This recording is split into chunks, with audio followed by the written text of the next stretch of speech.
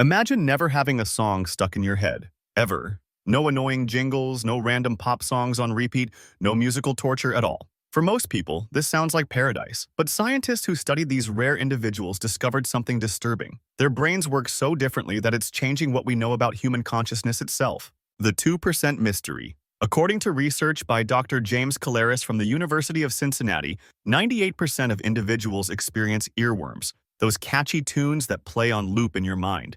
This leaves with just 2% of people who never experience this phenomenon. For decades, scientists assumed these people just had better mental discipline or less musical exposure. But when researchers actually studied their brains, they found something completely unexpected. These aren't people who can control their earworms better. They're people whose brains are wired fundamentally differently. Some research suggests that people who have difficulty with working memory, like those suffering from attention deficit disorder, may experience earworms less. But the truly earworm-free individuals showed something much more dramatic. Their brains don't just process music differently. They process all sensory information, memories, and even consciousness itself in ways that challenge our basic understanding of how minds work.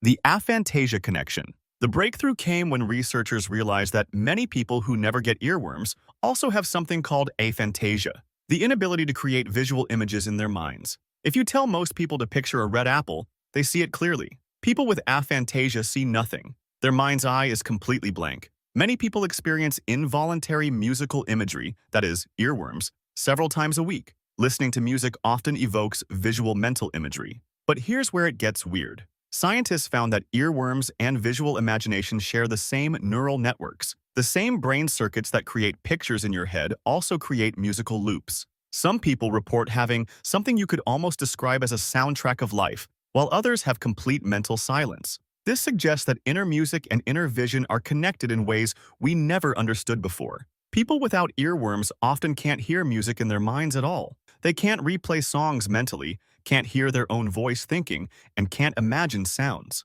Their inner world is completely silent, while their inner vision is completely dark. Try to picture your childhood bedroom while humming your favorite song. If you can do both easily, welcome to the majority. If you can't do either, you might have just discovered something important about your brain that most people don't even know exists. And if you're somewhere in between, well, that's where things get really interesting. Hit that subscribe button because we're about to explore what these different types of consciousness actually mean for how reality works. The consciousness divide. This discovery revealed something shocking about human consciousness. We're not all experiencing reality the same way. There are at least two completely different types of human minds operating on the planet. Most people live in rich inner worlds filled with mental images, internal soundtracks, and constant sensory replay. But a significant minority live in minds that are essentially sensory deserts. No pictures, no sounds, no inner movie playing at all. Research comparing musical hallucinations to other inner music showed that different people have dramatically different levels of control over their internal musical experiences. Some people can turn their inner music on and off like a radio. Others have no inner music at all. And some can't turn it off even when it drives them crazy. This isn't just about earworms anymore. It's about the fundamental question of what consciousness actually is and whether we're all experiencing the same reality. The evolutionary puzzle. Here's what makes this truly mind-bending. If earworms help train our brains and strengthen memory networks, why would evolution create people without them? What advantage could there be to having a silent inner world? Researchers found that people without earworms often excel at different types of thinking. They're more focused on external reality because they're not distracted by internal sensory playback. They process information more directly without the interference of mental images and sounds. But they also struggle with certain types of memory and emotional processing.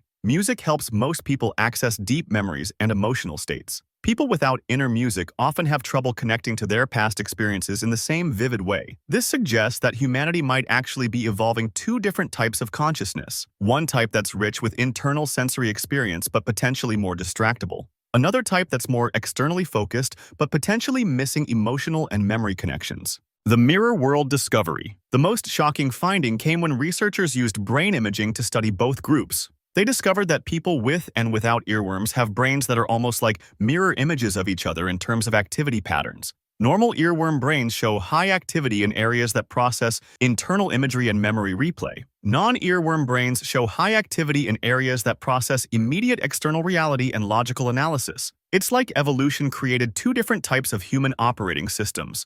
One optimized for rich internal experience and emotional memory, another optimized for direct reality processing and logical focus.